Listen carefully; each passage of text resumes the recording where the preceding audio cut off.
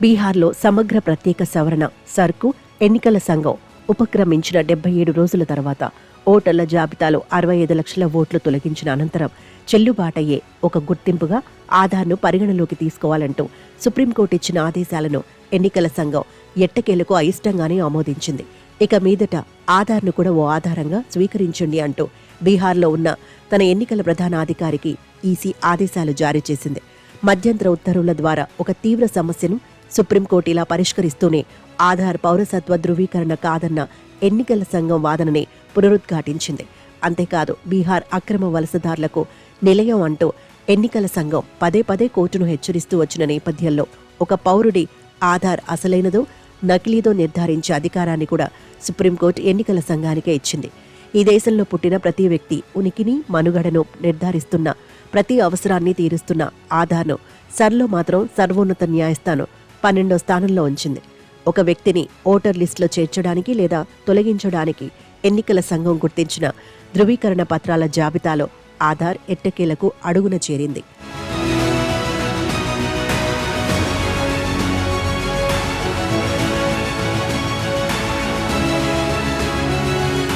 బీహార్లో దాదాపుగా ప్రజలందరి దగ్గర ఉన్న ఒక గుర్తింపు పత్రాన్ని తాను గుర్తించేది లేదంటూ ఎన్నికల సంఘం తీవ్రంగా పోరాడింది. అభ్యంతరం ఏమిటంటూ సుప్రీంకోర్టు కూడా పలుమార్లు ప్రశ్నించింది.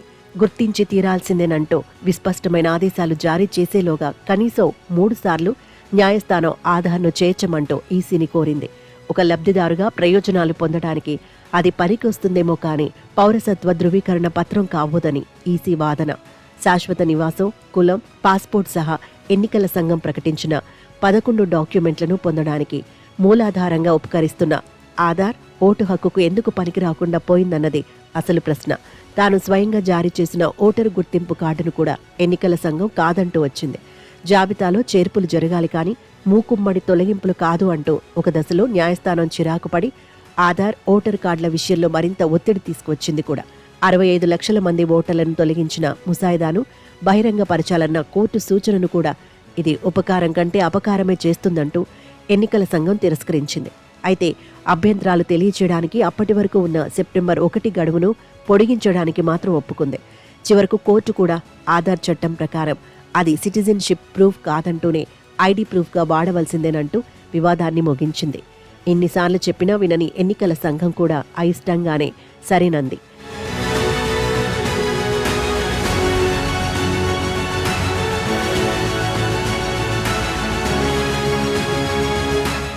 అక్రమ వలసదారులను జాబితాలో చేర్చాలని ఎవరూ కోరుకోరు. అంత మాత్రాన అసలు సిసలు పౌరులకు ఏదో ఒక డాక్యుమెంట్ లేదన్న కారణంగా అన్యాయం జరగకూడదు, అనర్హుడుగా మిగిలిపోకూడదు అంటూ సర్వోన్నత న్యాయస్థానం చేసిన వ్యాఖ్య ఎంతో ఉన్నతమైనది. ఇప్పటి వరకు ఓటరు జాబితాలో ఉంటూ దశాబ్దాలుగా అనేక ప్రభుత్వాలను అధికారంలో కూర్చోబెట్టిన లక్షలాది ఓటర్ల పేర్లు ఈ సమూల ప్రక్షాళన కార్యక్రమంలో గల్లంతైన మాట నిజం. ఆధార్ను ఆమోదించాలన్న కోర్టు ఆదేశాలతో ఎంతో మందికి న్యాయం జరిగే అవకాశాలు ఇప్పుడు పెరిగాయి. ఇక నకిలీ ఆధార్లు ఉంటాయని వాటిని నిగ్గు తేల్చవచ్చునంటూ న్యాయస్థానమే అధికారాలు అప్పగించిన నేపథ్యంలో ఏమాత్రం తేడా పాడాలున్న అధికారులకు కాదు పొమ్మనే అవకాశాలు కూడా మెండుగా ఉంటాయి. ప్రతి 1500 మంది స్థానంలో ఇప్పుడు 1200 మందికి ఓ పోలింగ్ బూత్ కేటాయిస్తున్నందున వాటి సంఖ్య 77,000 నుంచి 91,000కు పెరిగిందని, బూతులకు కొత్త నెంబర్లొచ్చాయని, ఆధార్ ఆధారంగా తిరిగి జాబితాలో చేరాలనుకుంటున్న వారు కొత్త బూత్ లెవెల్ ఆఫీసర్తో వ్యవహరించవలసి ఉంటుందని వార్తలు వింటున్నాం. అత్యధిక నిరక్షరాస్యత ఉన్న బీహార్లో మరో 15 రోజుల్లోగా ఈ పనంతా ఎంత సవ్యంగా పూర్తవుతుందో తెలియదు. ఆధార్ను గుర్తించాలంటూ పోరాడుతున్న వారంతా అక్రమ వలసదారుల పక్షాన ఉన్నట్టేనని కోర్టులో బలంగా వాదించిన ఎన్నికల సంఘం సుప్రీం ఆదేశాలను ఎంత సమర్థంగా అమలు చేస్తుందో చూడాలి.